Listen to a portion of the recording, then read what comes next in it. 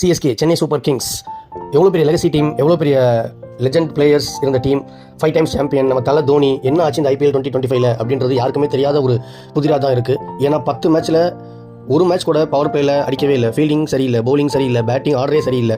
ஏன் வந்து ரச்சின் ரவீந்திரா விளையாடல, ஏன் வந்து அஸ்வின் விளையாடலை, ஏன் வந்து ருத்ராஜ் கேக்வாட் விளையாடல, உண்மையாலுமே இன்ஜுரியா இல்லை வந்து வேறு ஏதாச்சும் பாலிடிக்ஸா என்னன்னே தெரியல. சடனாக மும்பை பார்த்தா செகண்ட் பாயிண்ட்ஸ் டேபிள் போயிட்டாங்க. சென்னை 10th பிளேஸ்லேயே தான் அப்படியே இருக்காங்க. RCB தான் இந்த வாட்டி நல்லா வந்து ஒரு ஆப்ஷனில் பிளேயர் செலக்ட் பண்ணி பாயிண்ட் டேபிள் நம்பர் 1ல் இருக்காங்க. ஆனால் எனக்கு என்ன ஒரு தனிப்பட்ட ஏன்னா தோனி அசிங்கப்படுத்துறீங்க. எவ்வளோ பெரிய லெஜண்ட் நம்ம தலை தோனியை வந்து 2023 கப்படிக்கும் போதே வந்து கெத்தா வெளியில் போயிட்டு இம்பாக்ட் பிளேயராக கூட உள்ளே வந்திருக்கலாம். ஆனால் அவர் ஏன்டா அப்படி அசிங்கப்படுத்தி அவர் மட்டும்தான் ஆடணும், அவர் ஆடுவார், இன்னும் 5 வருஷம் கூட அவர் வந்து அவர் இருக்க ஃபிட்னஸ்க்கு அவர் ஆடுவார். ஆனால் நீங்கள் மற்ற பிளேயர்ஸ் ஆடுவீங்களா? அவர் சொன்ன மாதிரி பிளேயிங் 11ல் ஒருத்தர் மட்டும்தான் ஆடுவார், மற்ற யாருமே ஆட மாட்டாங்கன்னா எப்படா டீம் ஜெயிக்கும்?